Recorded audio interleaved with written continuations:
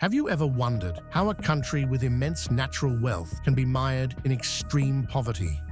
How can a dictator stay in power for decades despite committing atrocities? Today, I will take you to Equatorial Guinea, a nation where the opulence of oil starkly contrasts with the misery of its people. Behind this facade lie conspiracy theories pointing to powerful foreign nations and multinational corporations. Join me on this journey through the dark and fascinating history of one of the world's longest and most ruthless regimes. And do you know what's even more disturbing? The similarities to the current situation in Venezuela are astonishing. Stay with me, because what you'll discover today will make you question everything you thought you knew about power, wealth, and injustice.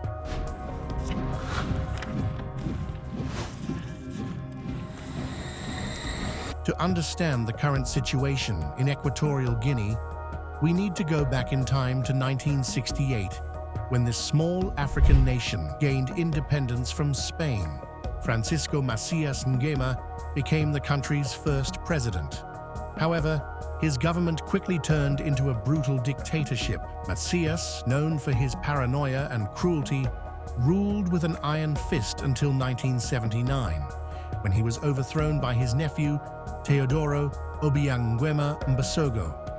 Obiang, who has been in power ever since, has been accused of a series of human rights violations, including torture, summary executions, and political repression.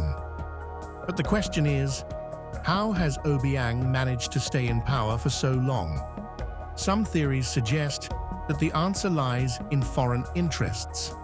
Equatorial Guinea is one of Africa's wealthiest countries in terms of natural resources, with vast reserves of oil and gas. These riches have attracted multinationals from around the world, especially from the United States, China, and Europe.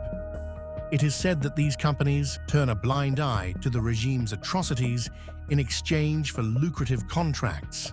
Could it be that Equatorial Guinea's oil is the price of its freedom? In addition to the companies, several nations have maintained diplomatic relations with Equatorial Guinea, providing economic and military support in exchange for access to its resources. This tacit alliance has allowed Obiang to consolidate his power and quash any attempts at opposition.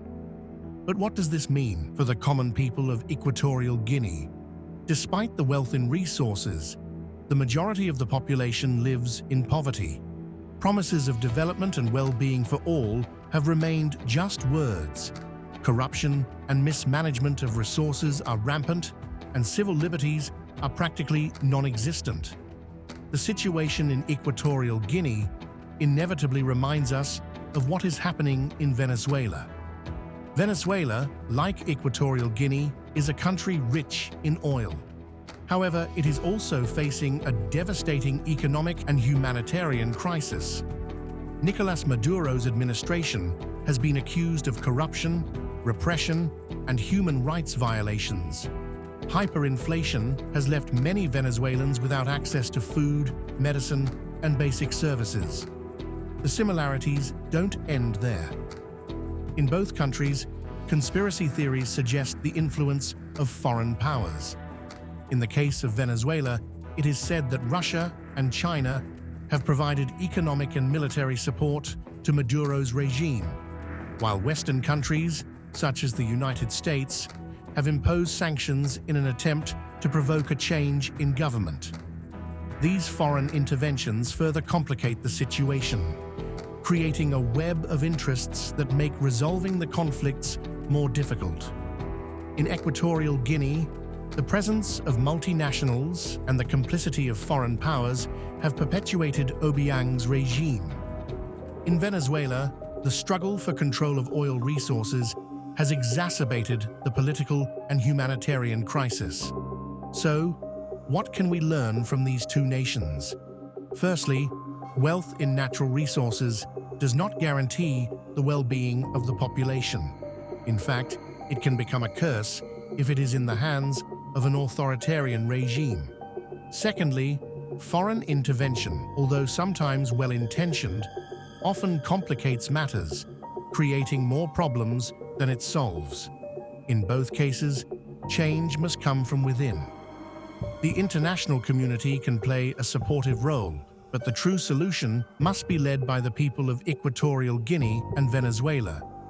This will require courage, determination, and a commitment to democratic principles and human rights. In conclusion, the situation in Equatorial Guinea and Venezuela reminds us of the importance of justice, transparency, and democracy. It shows us how power and wealth can corrupt, and how the struggle for freedom and human dignity is universal. As we continue to monitor these countries, we must remember that the true wealth of a nation is not measured in barrels of oil, but in the well-being of its people. Thank you for joining us on this deep dive into the conspiracy theories. I hope this journey has made you reflect and question. If you enjoyed this video, don't forget to like, subscribe to our channel, and share your thoughts in the comments.